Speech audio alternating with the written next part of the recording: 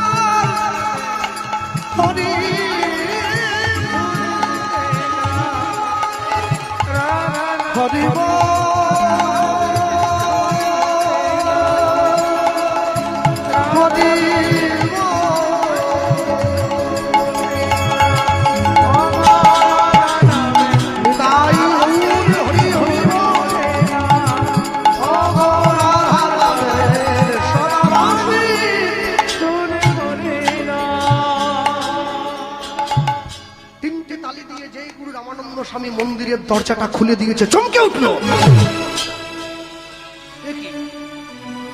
প্রত্যেকদিন যে মন্দিরে গোবিন্দ এসে নিজে সেবা করে যায়, থালার অন্ন, বাটির ব্যঞ্জন, গ্লাসের জল আজকে যেমন দিয়েছিলাম থালায় অন্নটা তেমনই আছে, বাটির ব্যঞ্জনটাও তেমনি আছে, গ্লাসের জলটাও তেমনি আছে। প্রেমানন্দ গুরুদেব ছুটে এসেছে। প্রেমানন্দ, ও বাবা আর আমার কাছে আয়। প্রেমানন্দকে বুকে জড়িয়ে ধরে রামানন্দ স্বামী প্রশ্ন করছে, তা বাবা আমি আমি আমি তোকে যেইভাবে ভিক্ষা করতে বলেছিলাম তুই সেইভাবে ভিক্ষাটা করেছিস তো? মানে আমি তোকে যে নিয়মে, হ্যাঁ গুরুদেব আপনি যে নিয়মে বলেছেন, তাহলে কি আমার সেবায় কোনো ত্রুটি হলো? গুরুদেব কি হয়েছে? ও তো জানে না।